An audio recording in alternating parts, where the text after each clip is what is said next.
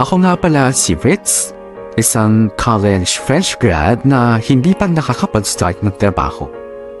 Gusto kong mag-share ng kwento kasi nilalamon na ako ng kahihiyan sa mga pinaggagawa ko lately.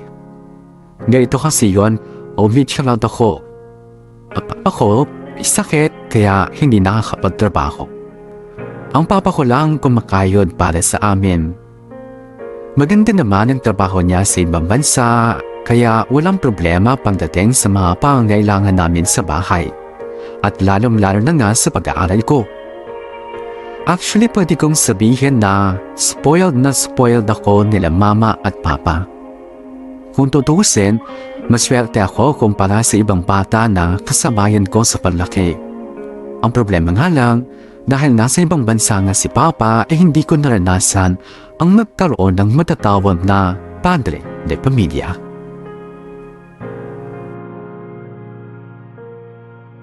Uwian na! Grabe, nakakapagod tong araw na to. Ritz, Uy, Marcus! diretso uwi ka na. Oo bakit? Tambay muna tayo, dyan sa tindahan sa labas. Maaga pa naman eh. Ayoko. Bakit naman? Masama loob ko ngayon. Kita mo naman kung paano ako pagalitan ni Ma'am Velasco kanina, di ba? Pinagtanggol naman kita. Sige na, sama ka na. Merienda lang tayo saglit. Marcus, hindi porket pinagtanggol mo ako kay Ma'am kanina, friend na tayo. Ayaw mo akong maging friend? Ayoko. Eh di more than friends. Ako hindi ako nakikipagbiruan sa'yo ha. Mainit ulo ko ngayon. Ito naman, binibiro ka lang eh. Ayaw mo talagang magmerienda saglit? Tumabi ka nga dyan. O sige, kung ayaw mo, samahan na lang kitang maglakad pa uwi. Bahala ka! Sumabay ka kung gusto mo pero di kita kakausapin. Yon! Sige, pwede na yun.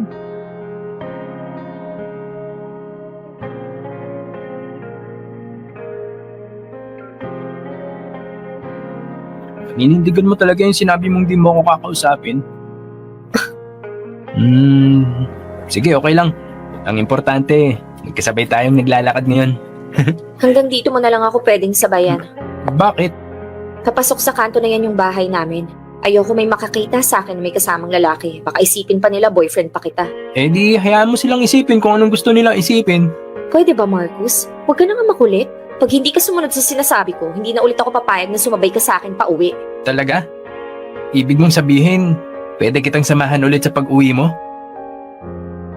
Yan kung susunod ka sa sinabi ko.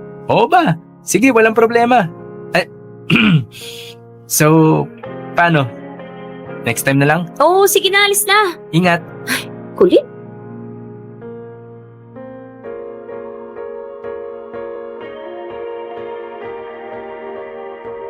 Nandito na ako. Patatag ka, Miling. Kailangan ka ng anak mo ngayon. Bakit naman kasi ngayon pa kami iniwan ni Ramon? Hindi ako handa. Hindi kami handa. Wala namang makakapagsabi kung hanggang saan lang yung itatagal ng buhay ng tao, di ba? Sigurado naman akong hindi rin gusto ni Ramon na iwanan kayo. Si Papa. Paano na Wala ako na si ngayon? Papa. Paano na kami ni Ritz? Huwag kayong mag-alala. Hindi namin kayo pababayaan ni Papa. Andito lang naman kami. Ma, Ritz? Kanina ka ba dyan, anak? opo. Narinig ko po yung usapan niyo. Ritz? Ang papa mo. Wala na si Papa. Wala na yung Papa ko.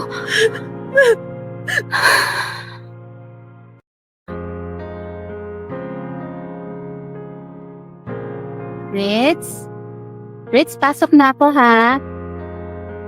Te, Okay ka lang? oo naman. Alam kong nakakabigla yung balita na wala na yung papa mo. Okay lang kung gusto mong umiyak. Hindi mo kailangang pigilan yung luha mo. Ate Ayan, hindi naman ako naiiyak eh. Nalulungkot ako, oo, pero... Ewan ko, parang wala naman ako makitang dahilan para umiyak ng malala. Ritz, papa mo yung namatay. Oo nga, Papa ko nga, pero hindi ko naman naramdaman yung pagiging ama niya sa akin eh. Buong buhay ko nasa ibang bansa siya, nagtatrabaho. Ginawa niya yon para sa inyo. Para may pangtustos pa ang kailangan nyo. Tapos ilang beses lang ba kami nagkita? Isa, dalawa? Mas tatay pa nga sa akin si Tatay Julio eh. Intindihin mo na lang. Wala namang magulang gustong malayo sa anak nila eh. Ewan ko ate, gustuhin ko mang umiyak at magluksa gaya ni Mama. Hindi ko magawa eh. Hindi talaga yun yung nararamdaman ko. Siguro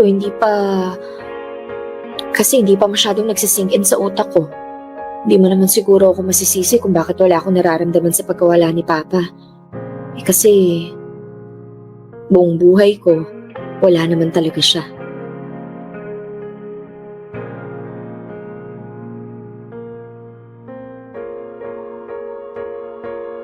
Sobrang devastated ni Mama noong nawala ang papa ko. Namatay siya sa construction site habang nagtatrabaho sa ibang bansa. Your listeners are gonna hate me for this, but I'm not gonna lie. Hindi ako masyadong nagluksa noong nawala ang papa ko. Kasi naman, nasanay naman ako na wala siya. Nararamdaman ko lang ang presensya niya sa mga regalo at perang pinapadala niya sa amin. 2 beses ko lang siya nakita ng personal sa buong buhay ko. At hindi ako nagsisilungaling nung sinabi kong mas tatay pa sa akin si Tatay Julio. Kapatid ni Mama si Tatay Julio, siya yung naging father figure ko simula nung bata pa ako. Kapag kailangang magsama ng tatay sa school, siya yung sinasama ko. Kapag may nangaaway sa akin, siya yung nagtatanggol sa akin. Sa Father's Day, siya rin ang palagi namin kasaman mag-celebrate. He is the only father I've ever known. Wala naman akong sama ng loob sa totoong tatay ko. It's just that, mas malapit lang talaga ang loob ko kay Tatay Julio. Not until may nalaman ako tungkol sa kanya na hindi ko nagustuhan.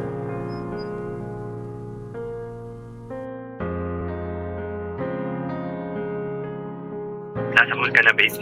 Oo babe, hinahanap ko lang yung restaurant na sinabi ni Ate Ayan. Ah, okay.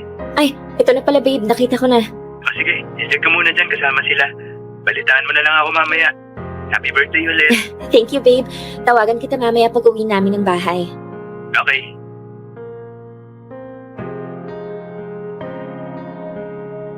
Ritz! Tito! Ayun! Happy birthday, anak! Happy birthday, Iha! Birthday! Thank you po. Sorry na tagalan, tinapos ko pa kasi yung electives ko sa school eh. Okay lang yon. Pero umorder na kami ng food, ha? Halika na, umupo ka na at kumain ka na rin. Mag-thank you ka sa Tatay Julio mo. Siya lahat ang may sagot nito. Sus, wala naman ng bago dun. Si tatay naman talagang palaging nanlilibre kapag birthday ko. Thank you, Tay. You're welcome, anak. Basta ikaw. Alam mo namang parang tunay na anak na rin ang turing ko sa'yo eh. Kaya nga, parang mas anak niyo pa nga yung pamangkin niyo eh, kesa sa akin totoo yung anak. Hayaan mo na, anak. Mas kailangan ako ng pinsan mo. Tsaka dala-dalawa naman ang tatay mo eh. Ayaw mo nun? 2 tatay? Ay, oo nga pala. May kasama pala tayo ngayon. Ritz, si Arnel. Hi, Ritz. Happy birthday. Hello po. Kaano-ano niyo siya, tatay? Katrabaho niyo? Ha? Mahabang kwento. O siya, kain na muna tayo. Mamaya na ako magkukwento sa inyo kapag uwi natin sa bahay. Okay. Okay na. Happy birthday ulit.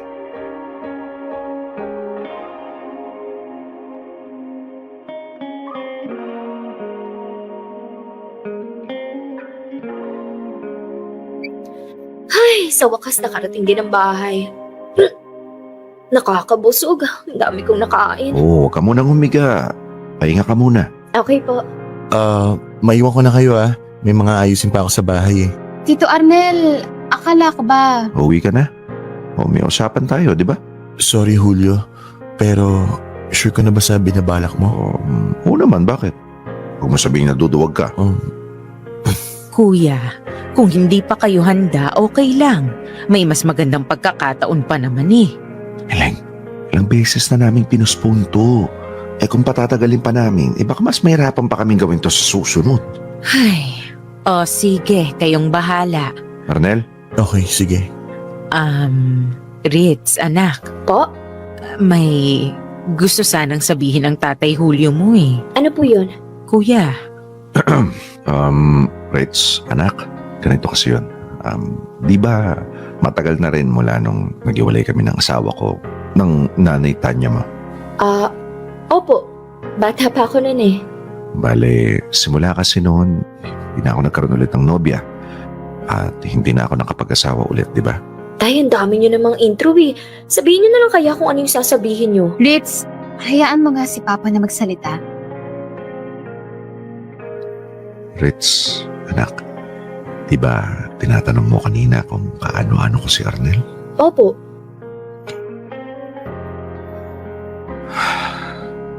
Nobyo ko siya.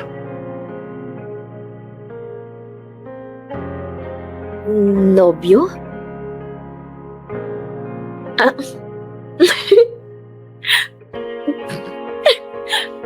Si tatay naman. Ano to, prank? Pinaprank niyo ba ako?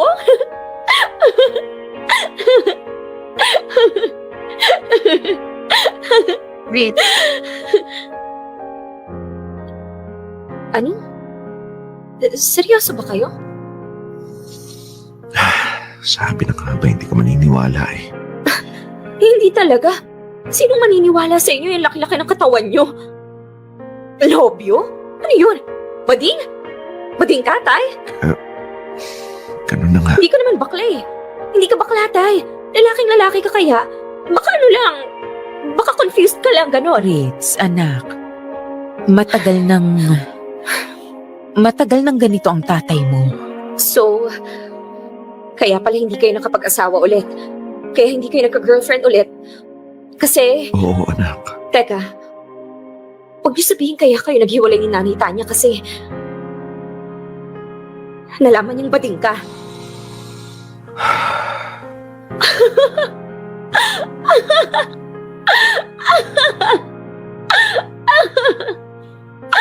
Wow! Wow! Ang gandang pa-birthday! Ang ganda ng surprise niyo sa akin, ha? Yung itinuring kong tatay simula bata ako, bading pala? So ano to? Buong buhay ko pala isang kasinungalingan lang, ganon?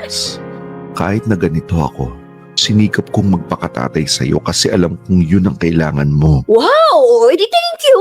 Thank you kasi nagkunwari kayong tatay ko kahit na pusong nanay ka pala. Teka, matanong ko nga, so sino mas bading sa inyong dalawa? Sino mas pusong babae sa inyo? Sinong umiibabaw sa inyo? Ikaw? Tito Arnel? O baka naman ikaw, tay? Ritz, sumusobra na yung bunganga mo, ah. Anak, hayaan mo na siya. Pati ikaw? Alam mo to, Ate Ayan? Alam niyong lahat? At okay lang sa inyo? Wow talaga! So lahat pala kayo pinaglihiman niyo ako. Tapos ano to? Sa mismong birthday ko pa kayo aamin? Ang ganda rin ng timing niyo eh, no? Salamat sa inyong lahat. Salamat sa pagsira ng birthday ko.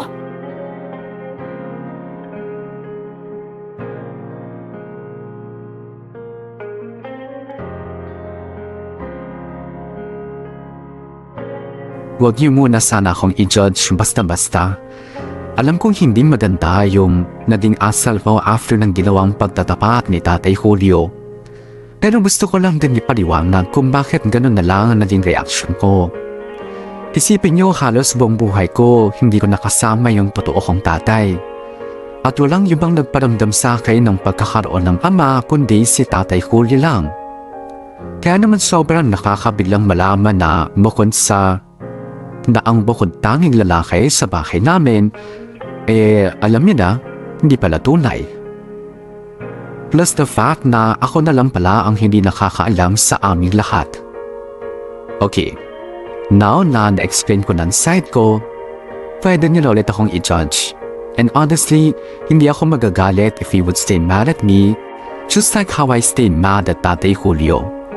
Simula kasi nung umamin sila sa akin, naging malayo na ang loob ko sa kanila. Pakiramdam ko para akong natraidor. Parang naabuso yung pagiging bata at inosente ko. Nagkaroon ako ng rebellious mindset. At doon na rin nag-umpisa ang pagkasira ng buhay ko.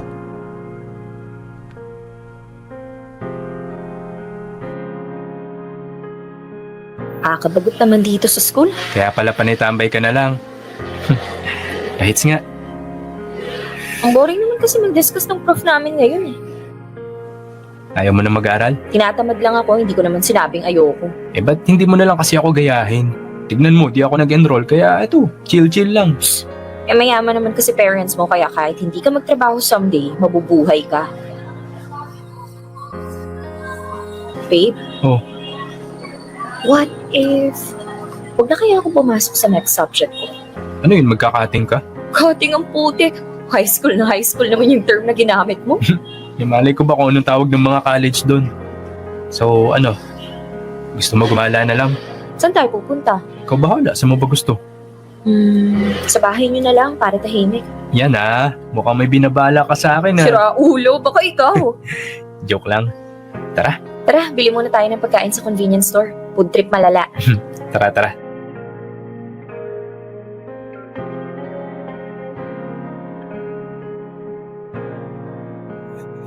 Hoy babe, ba't nandito tayo sa mall? Sabi mo, mag-grocery tayo. Sira, ang sabi ko, bili lang tayo ng food trip sa convenience store. Hayaan mo na. Mas marami pagpipilian dito At saka para makabili na rin tayo ng lulutuin. Gago ka talaga. Baka mamaya may makakita sa atin dito. Alam pa naman sa bahay yung schedule ko. Sus, matanda ka na, may sarili ka ng utak at desisyon. Nagpapa-under ka pa rin sa parents mo. Malamang, sila nagpapaaral sa akin Ano, lipat na tayo? Mamaya na babe. Nandito na rin lang tayo Tapusin na natin yung grocery. Saglit lang to, huwag ka mag-alala. Pag ako talaga nahuli, malilintikan ka sa akin, Marcos, ha? Oo na. Tara na, punta na tayong supermarket. It's, Ate Ayan? anong ginagawa mo dito sa mall? Di ba dapat nasa school ka ngayon? May bibilhin lang kaming material para sa sa science. Science? Wala ka namang naka-enroll na science subject ngayon Tsaka sino yung kasama mo? Classmate ko si Marcus. Ba't di ka naka-uniform? Ha? Asan yung ID mo? Ako? Oo, ikaw nga, nasan yung ID mo? Ritz, wala akong ID. Ano? Wala akong may pakita? Magsabi ka ng totoo, Ritz. Sino ba itong kasama mo? Ba't kasi hindi mo na lang sabihin yung totoo, babe? Matanda ka na hindi ka na bata para paghigpitan nila. Anong sinabi mo? Babe? Ate, kasi... Mag-usap tayo. Ha? Mag-usap tayo. Tayong dalawa lang. Sumunod ka sa akin. Ikaw kasi! Dinaladala mo pa ako dito. Ritz! Okay, sunod na ako.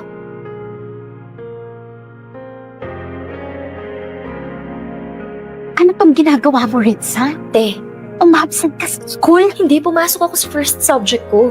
Yung second subject lang hindi ko pinasukan. Diyos ko naman, Ritz. Hindi ka palang ihinayang sa pinagpapaaral namin sa'yo.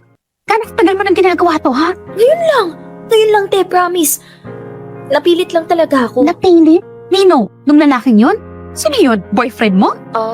Oo. Hindi ka pa nakukonsensya sa ginagawa mo? Nagpapakahirap ang mama mo para mapag-aral ka. Humingi na nga ng tulong sa amin ni Papa para lang ma-enroll ka doon sa university na gusto mo. Tapos a-absent ka lang sa mga subject mo? Ate, ngayon lang naman talaga nangyari to Hindi mo ba naisip ko nung mararamdaman ng mama mo pag nalaman niya to, ha? Ate, huwag mo sabihin kay mama, please. Baka pahintuin niya ako sa pag-aaral. Ayoko naman magstay sa bahay maghapon. Nakakabagot dun, sobra. Yun talaga inisip mo? Nakakabagot? Hindi mo inisip na masasaktan yung mama mo? Ate Ayan, please, huwag mo nang sabihin sa kanya. Hindi na ako uulit, promise. First and last talaga to. Sige na, please. Ate, promise mo hindi mo sasabihin kay mama or kahit kay tatay. Sa ating dalawa na muna to. Please, ate. Siguraduhin mo lang, Ritz, ha? Na hindi na mauulit to. Oo, promise. Next man, swear to God. Sa totoo lang, Ritz, sobrang disappointed ako sa'yo. Isa-isang anak ka lang ni tita. Ganito pa yung gagawin mo sa kanya? Ano ba ginawa niyang masama sa'yo? Wala. Pinalakitan niyang mag-isa. Oo, given na nandito kami ni Papa na nakakatuwang niya. Pero iba pa rin yung hirap na siya na lang mag-isa ang kasama mo sa gabi habang natutulog ka. Sige. Hindi ko sasabihin kay tita to. Dahil ayoko rin masaktan siya. Pero siguraduhin mo lang na hindi na itong mauulit, Ritz. Dahil kung hindi, ako na mismo ang magsasabi sa kanya na patigilin ka na sa pag-aaral.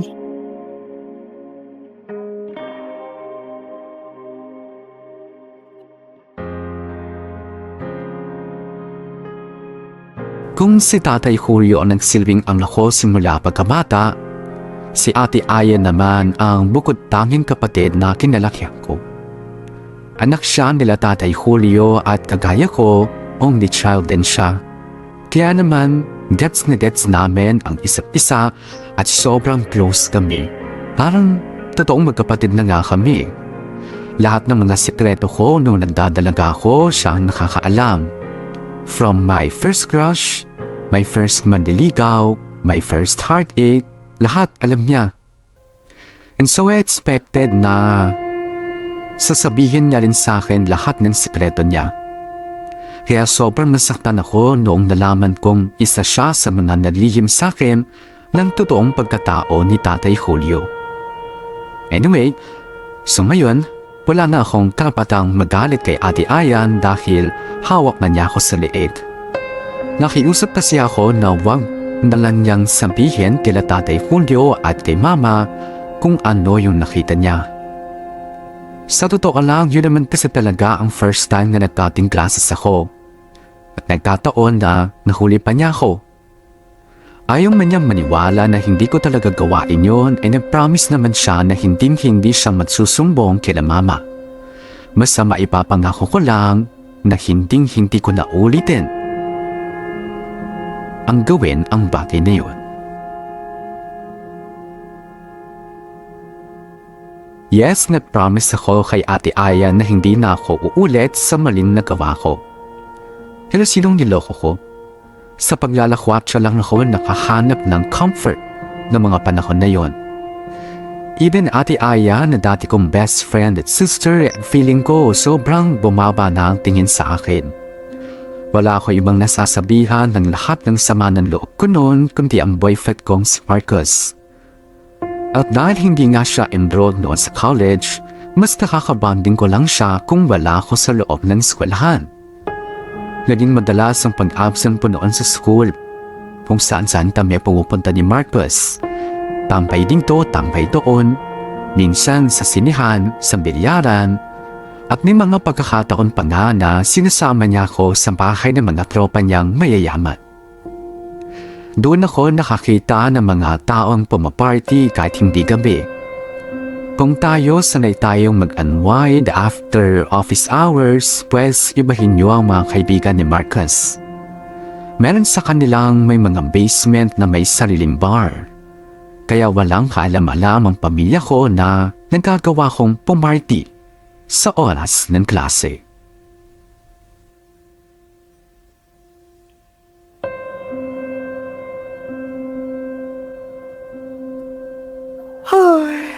Antok pa ako. Oh, gising ka na pala. Ang aga nyo na nandito, wala ba kayong trabaho? Linggo ngayon, nakalimutan mo na?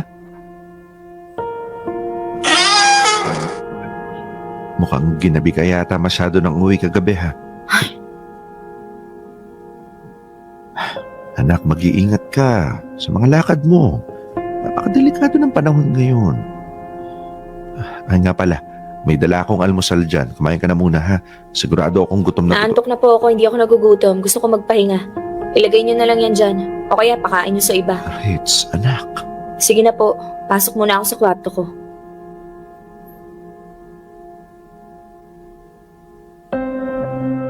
Ritz! Ritz, pinto, Ritz! Ano ba yan? Gusto pa matulog eh. Sandali! Kailan naman puyat na puyat yung tao tsaka pa mang i-store. Ate Ayan, bakit? Ano to? Saan galing yan?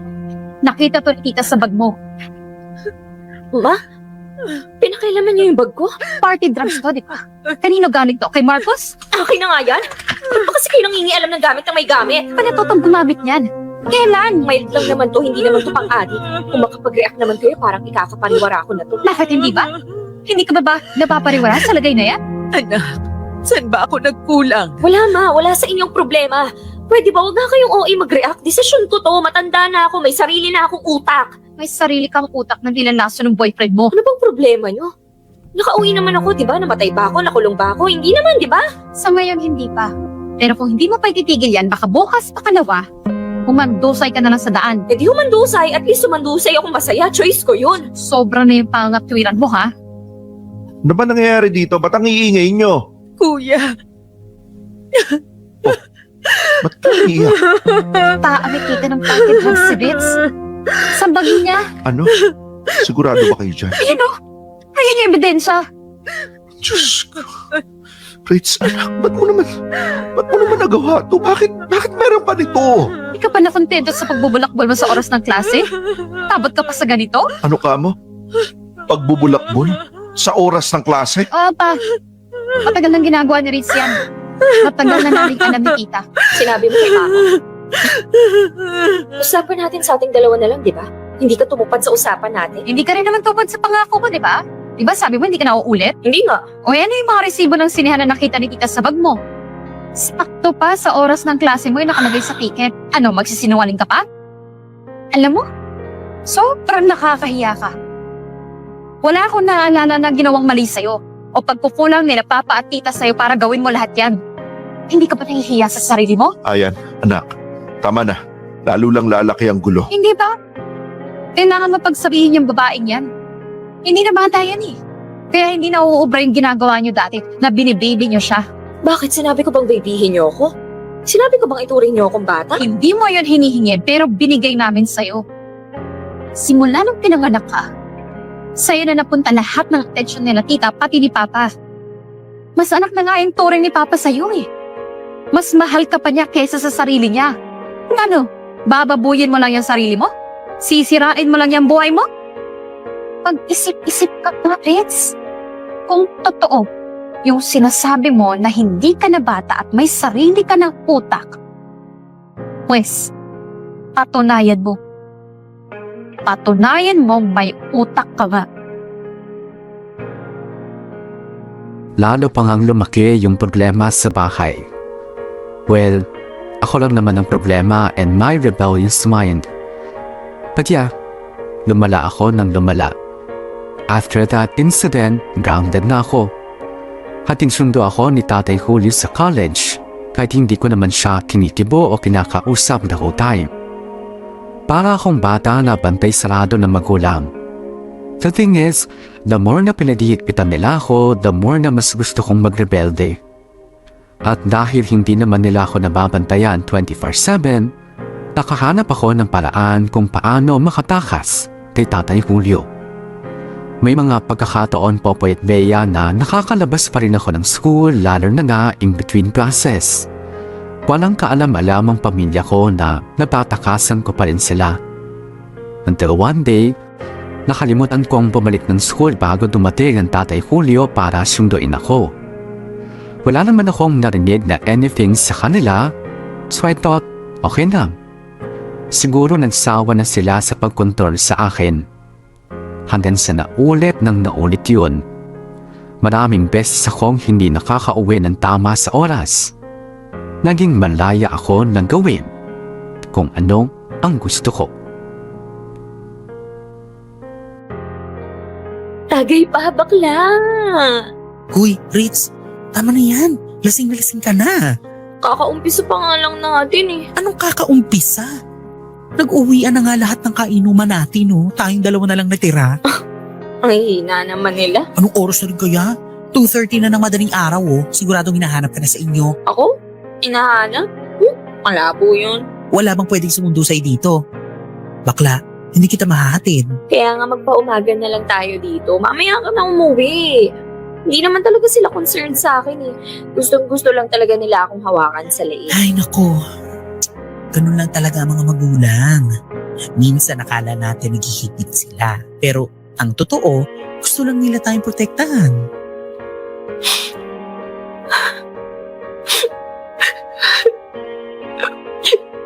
Hoy, ano na? Huwag kang umiyak dyan, bakla. Baka isipin ng mga nakakakita, pinaiyak kita. May tanong ako sa'yo. May tatay ka, di ba? Siyempre, malamang. Ano kala mo sa akin, putok sa buho? Ibig kong sabihin, may tatay ka ba? Yung totoong tatay, yung nandyan para sa'yo. Yung hindi ka iniwan para magtrabaho. Rich, Ano bang feeling ng ganun? Yung meron kang tatay na maiiyakan, matatakbuhan, masasabihan ng problema. eh di ba may father figure ka naman? Yung Tatay Julio mo? Yun ba? Yung mapagpanggap na yun, kung alam mo lang.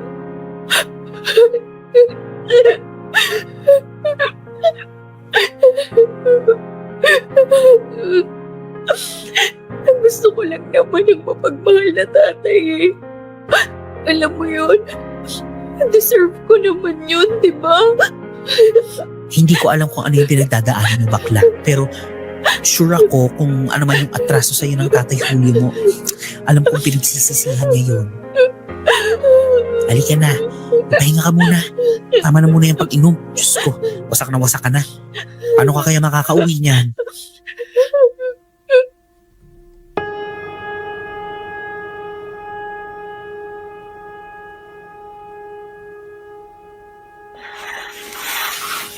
Sakit ng ulo ko. Teka, paano ako nakauwi? Anong oras na ba? Asan ba yung cellphone ko? Bad trip, deadbat na pala yung CP ko. Ay, labas nga muna ako sa doon. Walang iya. Ba't ang dilim sa labas? Hindi ba sumisikat ang araw? Baka naman gabi na ulit. Buti naman nagising ka na. Ate Ayan, Alam mo ba kung anong oras na? kagigising ko lang eh. Di ko alam kung gaano katagal akong tulog. Mag-aalas 7 na. Ng gabi. Tama nga ako, gabi na ulit. Pusta ako, hindi mo na naman alam paano ka nakauwi kagabi. Hindi eh. Sabi na nga, be. Ritz, anak, bakit ka bumangon agad? May kailangan ka ba? Hayaan niyo siya, tita. Matanda na yan. Kaya na niya sarili niya. Ano ba nangyari? Hindi mo maalala? Hindi mo alam na langong-lango ka sa alak kagabi? At hindi mo kainayang umuwi mag-isa? Pwede ba, Ritz? Kung gusto mong siraan yung buhay mo, huwag kang mandamay ng iba. Huwag niyo kasi akong pakialaman kung ayaw niyong madamay. Matapos magmalasakit si Papa sa'yo, yan ang sasabihin mo? Alam mo kung hindi na siya nakatulog kagabi, kakaisip kung nasan ka? Kung bakit hindi ka pa umuwi? Eto na naman po tayo. Pagod na pagod sa trabaho si Papa, pero ikaw pa rin ang iniisip niya. Kahit nasang sulok ka ng Pilipinas, susunduin ka niya. Kasi ayaw niyang mapahamak ka. Tapos, yan ang sasabihin mo? Na huwag ka namin pakialaman? Ayan, pagpasensyahan mo na yung pinsan mo. Hayaan mo na muna siya magpahinga. Hindi, tite. Sumusobra na yung anak niyo. Ilang beses niyang ginawa yung pag-uwi ng laseng at dis oras ng gabi. Pati tayo nadadamay na sa pinagdagagawa niya. Saka na natin pag-usapan na. Pahupain mo na muna yung inis mo. Alam ba kung gaano kadelikado ang pagmamaneho ng madaling araw, ha? Lalo't walang tulog si Papa, alam mo ba yon? Ayan, Etong tatandaan mo, Ritz, ha? Kapag may nangyaring masama kay Papa dahil sa ginawa mo, hinding-hindi kita mapapatawad. Kung alam ko lang na lalaki kang ganyang katigas ang ulo, sana'y pinagdamot ko na lang sa'yo yung tatay ko. Dahil hindi mo deserve ang mabigyan ng atensyon. Kasi hindi mo pinapahalagahan. Hindi mo deserve ang mahalin.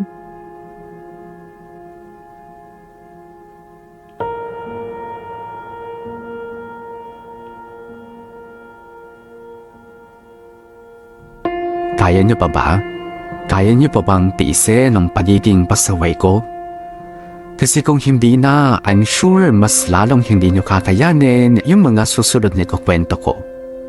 Sa halip kasi na matauhan ako sa mga sinabi sa akin ni Ate Ayan, parang mas lalo pang pumalpak ang tenga ko. O pumalakpak ang tenga ko. For some reason, parang gusto ko yung ganito. Yung nasa akin ang lahat ng atensyon nila, yung sa akin umiikot ang mundo nila. I'm still that young and childish Ritz after all. Para akong bata na uhaw sa atensyon. So anong ginawa ko? Pinagpatuloy ko lang yung pagiging pasaway. Hindi naman ako ganun ka-extreme, hindi ko naman inaraw-araw ang pag-inom at pag-uwi ng lasing. Pero hindi rin ako napaka-good girl. Okay na sa akin yung paminsan-minsang nawawala sa akin yung focus nila mama and then bigla kong kukunin ulit ang atensyon nila. Na-enjoy ko yung feeling na ako pa rin yung bunso sa pamilya, na hindi nila kayang may mangyaring masama sa akin. Nagagawin nila lahat para protektahan ako. Pero hindi sa lahat ng oras kaya nilang gawin yun. Lalo na nga kung ako mismo ang naglalapit sa sarili ko sa kapahamakan.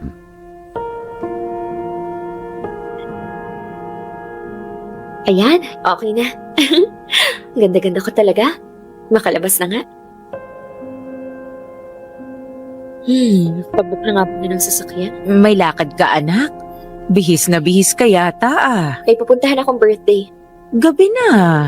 Ma, hindi na uso ang birthday party sa umaga. Bata na lang ang gumagawa nun. Maghapunan ka muna kaya. May ulam naman dyan eh. Nagluto ako. Si mama talaga kahit kailan. Birthday nga yung pupuntahan ko, di ba? Meaning kainan yun. Doon na ako kakain. Oh, sige. Ikaw ang bahala. Pero nak, pwede bang huwag kang masyadong magpagabi?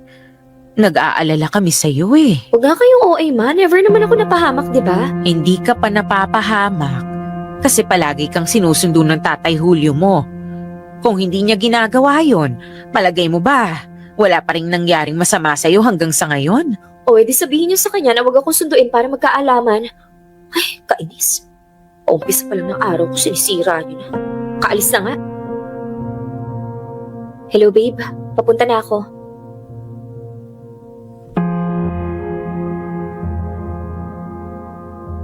So, ano na mga alibay mo sa mama mo this time? Sinabi ko may birthday akong pupuntahan. And naniwala siya? Ewan ko dun. Walang mahalaga, nakaalis ako. Di na mahalaga kung naniwala siya o hindi. Yan ang gusto ko sa'yo eh. Gagawin mo ang lahat, makasama lang ako. Masaya ka ba? Oo naman.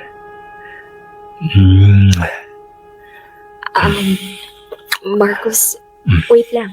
Bakit? Hindi pa ako ready eh. Hindi ka pa ready?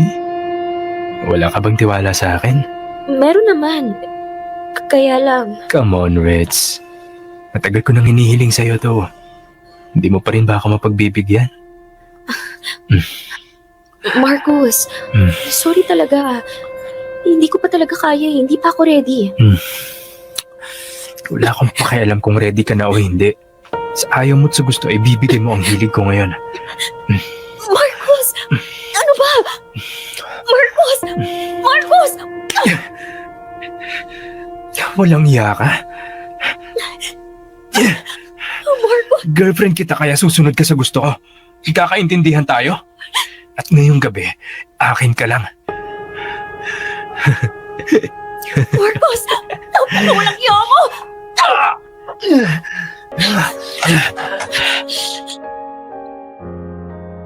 Tulong! Tulong! Tulungan niyo ako! Si tatay! Si tatay! Tatawagan ko si tatay! Hello, Rich. Tay! Tay! Tulungan niyo ako! Oh, Rich. Teka, umiyak ka ba? Tay! Diyos ko po. Ano nangyari sa'yo? Puntahan niyo ako, please! Tay! Sige, sige. Nasa ka ba ngayon? Nasa highway po! Sige, ganito ha. Pupunta ka muna sa pinakamalapit na police station tapos i-text mo ko kagad. Papunta na rin ako dyan, ha? Sige po, Tay! Bilisan niyo, please! Oo, huwag ka mag-alala. Papunta na ako. Pupuntahan kita, anak. Huwag ka mag-alala.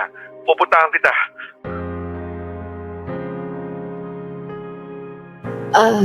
Ate, si tatay, okay lang ba siya? Okay na siya.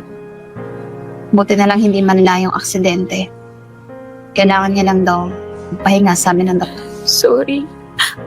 Sorry, ate. Nakita mo na yung ginawa mo? Ito yung sinasabi ko. Ito yung ayaw kong mangyari. Pasalamat ka na buhay pa si Papa. Dahil kung hindi ko talaga alam kung anong magagawa ko sa'yo. Paano na lang kung hindi ka nakatakas sa Marcos na yun? Paano kung wala kang natakbuhan na police station? Anong kaya sa palagay mo nangyari sa'yo? Hindi ko naman alam Hindi mo alam. Hindi mo alam na mapapahaba ka? Hindi mo alam na manyakis pala yung Marcos na yun? Ritz, ilang beses ka na namin winaringan dyan sa Marcos na yan. Ilang beses ko nang sinabi sa'yo na layuan mo yung lalaking yan. Dahil hindi siya magandang impluwensya sa'yo. Sorry, ate. Sana maging aral na to sa'yo. Hindi ko nga alam kung ba't ka nagkakaganyan eh. Minahal ka naman namin. Inalagaan ka namin. Baby nga yung turing namin sa'yo eh. Kung masama yung loob mo, Kasi hindi mamit ni Papa yung standard mo sa isang tatay. Pasensya ka na. Pero etong isipin mo, Ritz. Kung hindi ka mahal ni Papa, hindi niya ilalagay yung sarili niya sa alanganin para sa'yo. Kung may mga tao mang totoong nagmamahal sa'yo, kami yun. Kaya sana magbago ka na. Hanggat buhay pa kami lahat.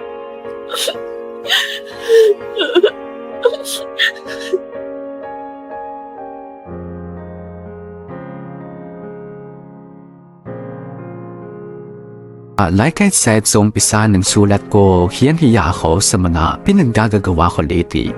And there you have it. That's my way of saying na pinagsisisihan ko na ang lahat. But of course, being the young and immature me, hindi ko alam kung paano aminin yon ng diretsyo. Sa totoo lang, natauhan talaga ako sa mga huling sinabi ni Ate Ayan. Siguro yun lang naman talaga ang hinihintay ko. Yung affirmation na may nagmamahal sa akin. Ay, yun man ganitong feeling. I know it's just a phase, but it's one of those phase na sobrang hirap i-overcome at i-explain. Anyway, ang bottom line lang naman ng kwento ko is hindi ako pinabayaan ng pamilya ko hanggang sa matauhan na ako. And now, sinusubukan ko nang magpakamalit at bumawi sa kanila, knowing na I've been hanging out with the wrong people after all.